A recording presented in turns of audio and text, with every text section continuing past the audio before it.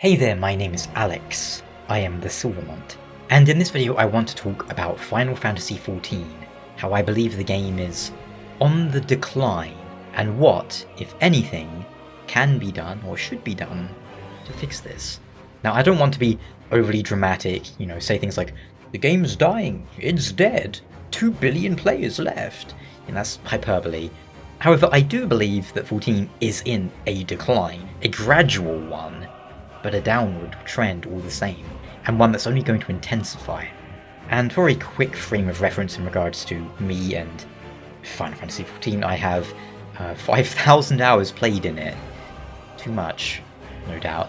Whilst player numbers have certainly dipped since Dawntrail's launch, that's pretty normal for a game like this. We don't have accurate subscriber numbers, as Square don't report on that, but the nearest we can really go by is looking at Steam charts. Of course, this is only a chunk, but you can extrapolate from it to a certain extent. If there were 100,000 Steam players at Dawntrail launch, now there's 20,000, you can probably look at that and say yes, the overall player base has also dipped. And I'm not looking at the specific numbers, I'll point out, just that they are going down. And yes, you can see the numbers have indeed dipped quite a lot since Dawntrail launched in July last year, but you can also see the same thing happened with Shadowbringers and Endwalker, and this is going to happen with almost any game with expansions. It's going to get a bump when the expansion comes out, which will then dip again. Shadowbringers and Endwalker were quite possibly the strongest period of the game's history, so it isn't like, oh, everyone's quitting, game is dying, and for my part, yes, there is a big deal of burnout, which is bound to happen after 5,000 hours of playtime over like 10 years, That said, Final Fantasy XIV is rather stagnant for a number of reasons. Since Stormblood, the game has largely followed the same copy and paste formula when it comes to almost all content. Raids are fight a boss in a square or circle 4 times, and then do it again in the next set, and then again in the final set. Almost every dungeon is wall to wall, pull 3 to 5 mod packs, do a boss, repeat 3 times. Seasonal events are all, hello, Warrior of Light, let me tell you about not Christmas. Now go talk to 3 people, then get a hat. The story is impacted by this too. We have to have 3 trials that have to be roughly evenly split out, same with the number of dungeons. At times this just doesn't feel organic at all, and Dawntrail really suffered with that. The first trial in Dawntrail, Trial Trail, felt very rushed and like they just went, we need this trial here for some reason, and it was kind of a stupid part of the story.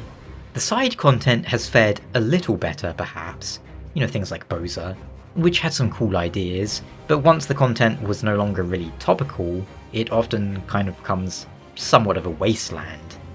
And then we have the update schedule. It has gotten slower and slower and been releasing less and less content, it feels like. I understand that making games is hard and it takes time to make and test stuff, but that isn't really an excuse either. You can't open a restaurant and charge more than your competitors across the street who are putting out higher quality food with half the wait times just because it's hard. Look at games like Marvel Rivals and Genshin Impact. Free-to-play games. Genshin updates, every 1.5 months? Final Fantasy XIV is on a almost half-year update schedule at the moment. Marvel Rivals plans to add new and free characters in a timely fashion. Meanwhile, Final Fantasy XIV expects you to pay a monthly subscription when you get big updates, like twice a year, with trickle-fed content in the meantime that can either be taken care of in an hour, or is do more daily stuff, weekly stuff, which is all the same. The Beast Tribes have been the same for like 5 years. The crafting, the gathering, collectibles, all those things. It's all been mostly the same stuff for years. And on top of all of that, Final Fantasy XIV is leaning increasingly heavily on its cash shop, adding items into it that should just be in the game. Because, we are paying monthly for this game. They're having their cake, and they're eating it too. And there's a chance that eventually people will wise up to that and just stop going along with it. A chance, I say, because a lot of people still pay the online tax of things like PlayStation Plus, and the Xbox equivalent, because they're so used to it, they just kind of accept it. They don't realize or care that there are better alternatives.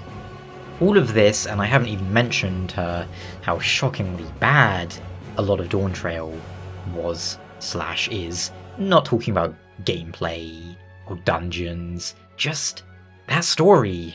I've spoken about it before in my review, how I've spoken about how they juked us with the advertising too, and delivered something that felt on about the level that an 8-year-old would provide in terms of satisfying story. That was the big one for me. I'm able to tolerate a lot of increasing nonsense from Final Fantasy XIV. You know, Shadowbringers and Endwalker had it, but they also had largely been delivering on the story side of things. But now, lately, the only reason I had been subscribed at all is because I was paying, well, virtual rent to not lose my house in the game. They, held it hostage, it felt like. This increasingly rote and predictable update schedule with such huge gaps between content, I don't know if that's really sustainable. Right now, the model is working, as it's successful, but as more and more game studios are demonstrating that they are willing to commit to timely content updates and putting loads of money into their games, will people stick with 14? Would that be out of misguided brand loyalty? Or a sense of community? Or because of the actual quality of the product? And what is causing these issues? Is it budget? Is it time? Do games like Genshin and Marvel just pour way more money into their products knowing they'll see a return? Whereas Square is putting the bare minimum in for maximum returns? I don't know. I don't know how much money they spend on this game. But it feels that way at times to me. 14 rarely feels like a premium sort of experience.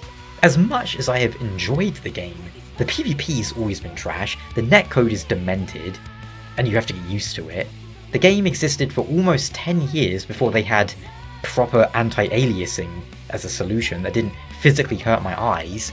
The game is so old, and it was so rushed when they were redoing after the whole 1.0 thing. There's systems upon systems upon systems upon systems, many of which are abandoned or don't really work, or nobody seems to know how they work, so they don't touch them. They just leave it there as like dead, abandoned content.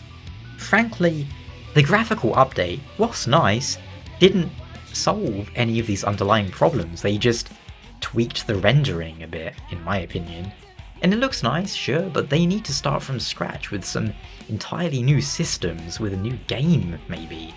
I think at this point, 14 needs to go into maintenance mode. Free to play, something like that. Just let people get the complete experience and tell them to stop after Endwalker. Put more stuff in the cash shop and stop updating it other than for, crucial fixes and stuff. Maybe some seasonal things.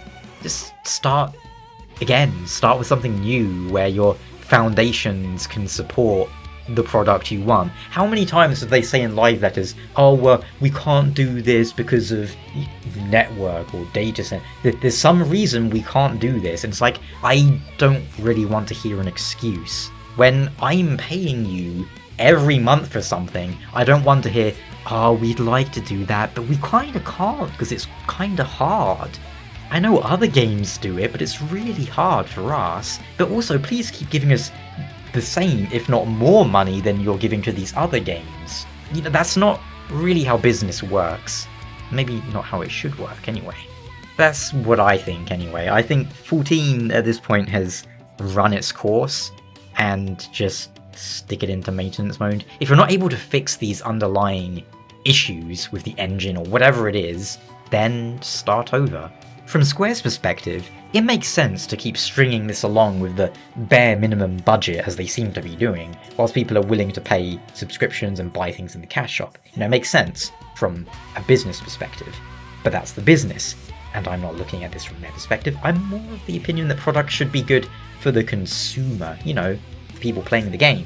I think Genshin Impact has proved that can be the case. It's been a pretty good experience. For a free-to-play game that I've played for 5 years almost. It's made a lot of money too, and the level of quality compared to 14 in a lot of ways is shocking. You compare macro things like gameplay updates to sort of micro things like seasonal events, and just the disparity is vast. But what do you think? Are you happy with 14? What would you like them to change? Do you want them to keep going as they are, but just give us a story that doesn't suck? Is the game able to enjoy a resurgence? Or will it just pad along as it's going in a gradual decline, but an inevitable one at that? He's busy having character development. Also, I will bring the murder weapon with me. I don't care about cows. Please look at this cow. I now consider cows to be functioning members of society equal to humans. I will save the cow from this random monster. That monster also killed your parents. What a coincidence.